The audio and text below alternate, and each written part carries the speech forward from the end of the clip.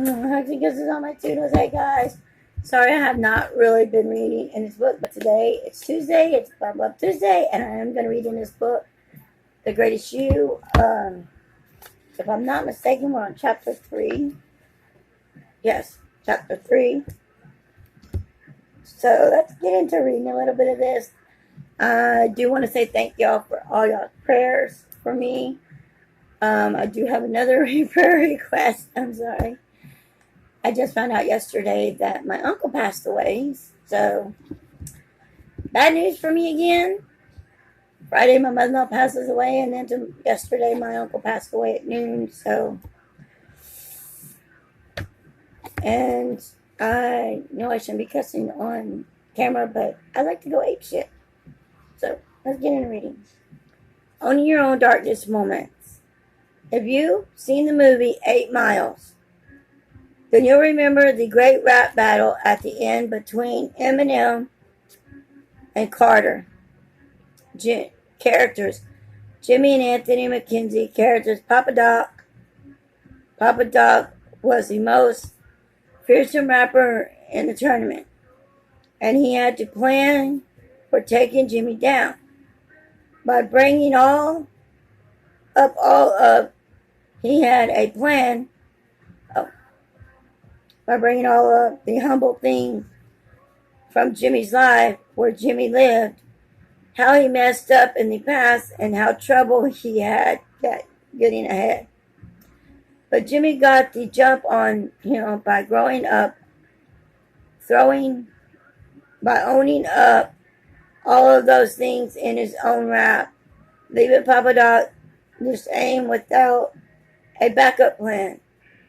To me, that battle is a great analogy for how to deal with your darkest moments and the worst chapters in your life.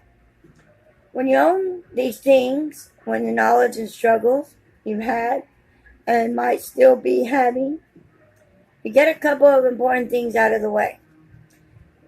The first is that you make it much harder for other people to use those things against you. If people are out to hurt you or being a roadblock for you, you're going to get into this a lot more in a few chapters. One of their biggest weapons is your fear of exposed. They believe that they have some kind of power over you because you're ashamed of your past or your current situation. But when you own up it, when you talk about things openly and acknowledge that you have stuff to work on, these people have no power over you. In the movie, Jimmy was always ashamed that he lived in a trailer and went out of his way to keep people from finding out that he did. They gave the people who were working against him the power to keep him down, but once he acknowledged his living conditions and attack using that information, lost all its justice. I think for me is my husband and I are growing moringa trees, and there were some seeds, and I thought the seeds were dead. He planted them, and now we got moringa trees about this tall, growing in pots. He proved me wrong, and like I told him, I hate to be very wrong.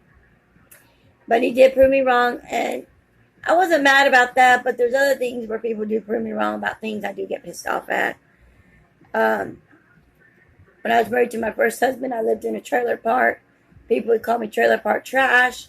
It did not bother me because wherever I live, I don't care where I live or what I'm living in, whether it's an apartment, a house, a trailer, whatever I'm living, as long as it don't leak and I have a roof over my head and food in my stomach, I'm happy. Makeup really don't mean a lot to me. Yeah, I love makeup and I'd love to go out and buy makeup every day, but that's not something. I'd rather have food in my belly and a roof over my head than makeup, cable TV, and all this luxury stuff. I'd rather just have food and a shelter. That is my main goal, is to make sure that I am cared for with a roof over my head, a place to put my head and sleep, to stay out of bad weather, and food in my stomach at least every day.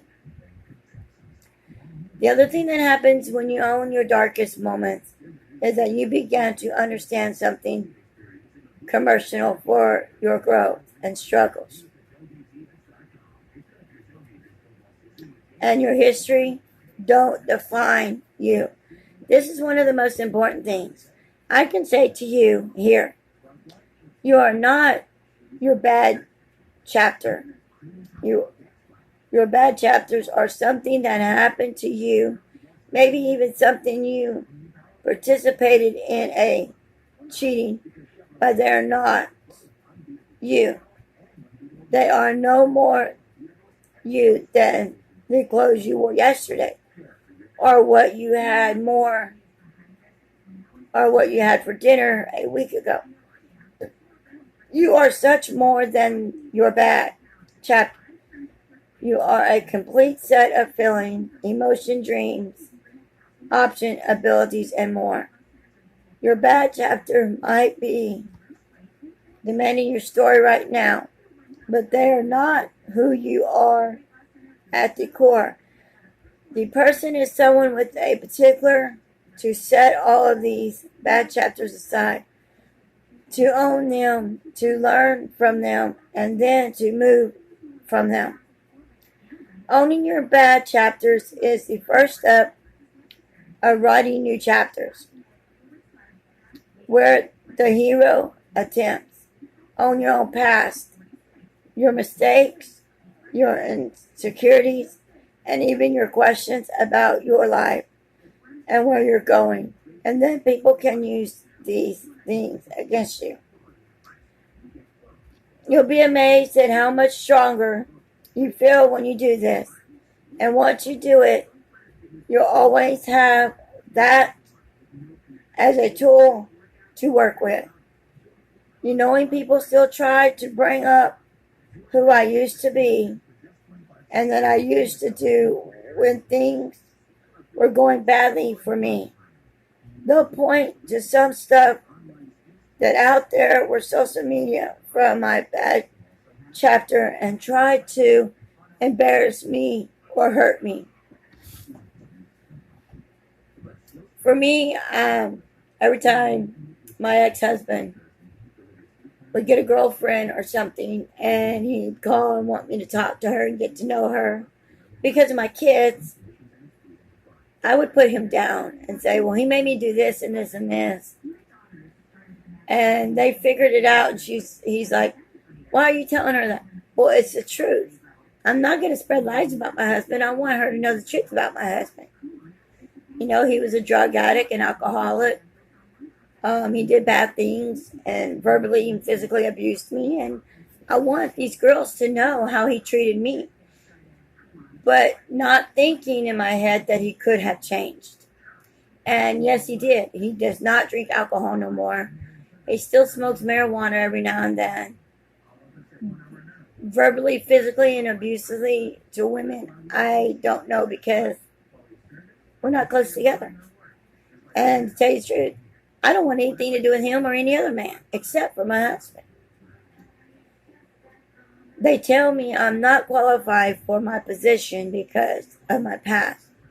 How do you talk about this when you need to do that?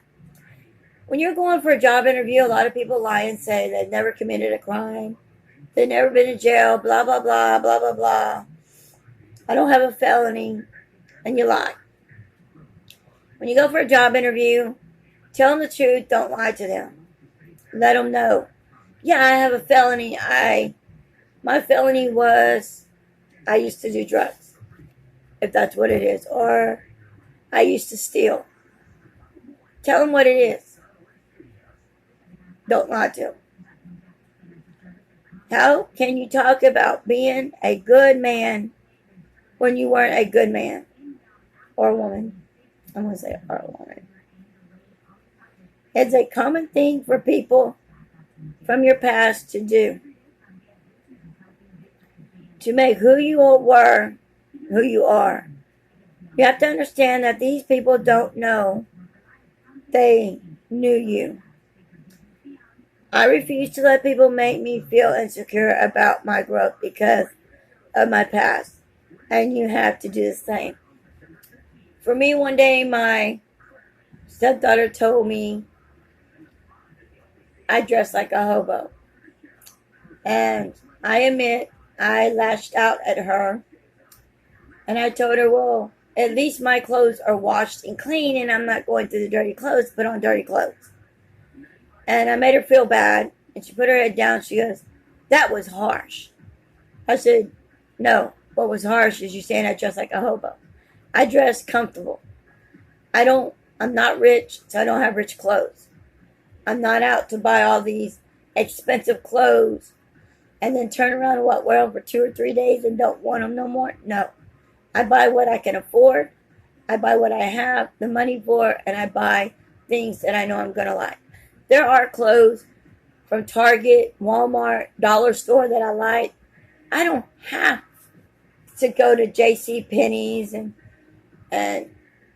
Foley's and Bloomingdale's and all these high-end stores just to get nice clothes. Sometimes I do when I save up the money, but not always. The reason I can get the past from talking to me this way is that I own that stuff a long time ago, which is obviously since I'm speaking openly about these things. In this book, so when someone brings any of the stuff I gave stuff up, I've already answered, right? And now look at me now. Isn't God good? That shuts things down right away. I'm going to help you get to the place. And here's another important thing to remember about owning your struggles. Everybody struggles. There isn't a single person out there who doesn't have things in their life they wish had turned out differently, or even that went badly, or traits that have a problem for them. I will go so far as to say that there are a few people walking around who don't have at least one thing happen in their lives right now that they wish they could change. Some of these people may be way better at hiding it than others, but they are carrying around something. The fact that you're dealing with some stuff doesn't make you expiration. It makes you part of the overwhelming majority. The next time you're out in public, look at people around you and imagine what's going on in their head. We all feel bad about something. In some way, you don't have to protect and inflect people, and others shouldn't expect, because they all have their own infants to deal with. If you're dealing with a lot of time and energy holding from the reality of impressions, you're missing the precious time and energy that can be put to much better use. You're worried about just being judged, and you're comparing yourself negatively to people who probably have as many bad chapters in their lives as you in a year, or you have in yours. Get rid of that dignity, and you'll find that building from the foundation this plan to provide becomes more fantastic. I will admit I'm a people watcher. And for y'all who don't know what a people watcher is, it is somebody who watches people. I watch people, how they dress, what they're wearing basically, how they act, and things like that. I have seen people where they go in and the kids act like heathen child. I mean, they're just bad. Not listening to their parents, and I'm saying, Why can't that parent spank that child for acting like that? And then there's times I've had people, my ex brother in law and I, we went out to eat, and both of my boys, my oldest one sat in the chair, my youngest one sat in the high chair because he was just a baby. Great children. When my youngest son Joshua dropped something on the floor, he goes, and he pointed to the ground, which I didn't understand what he was talking about because he couldn't say, I dropped it. Because he's like, not speaking words like that. So I looked down, oh, you dropped your food. I'd pick it up. And he'd get mad because I would set it on the table. And then I would give him another piece and make sure he didn't drop it. But there's a lot, my kids were perfect when we go out to eat. All three of my kids right now, I can say my boys were perfect when we go out to eat. My stepdaughter kind of act goofy. Now she acts more goofy than she used to.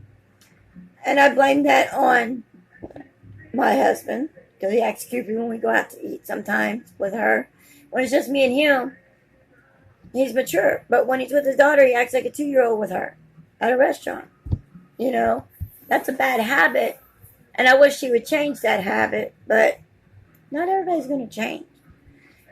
The way we dress, I look at my brother-in-law, my sister-in-laws now, and they dress nice. They buy these high-end, nice clothes. I'm a Walmart type of girl. I'm a dollar store type of girl. I go to resale shop, buy my clothes sometimes. I don't need all this high-end stuff to be happy. When I do save up money to get, high-end makeup or something, and this book was like $20-something, and I saved my money to get it because I wanted this book so bad. You save your money to buy something you really, really want, and that's good. So to end this,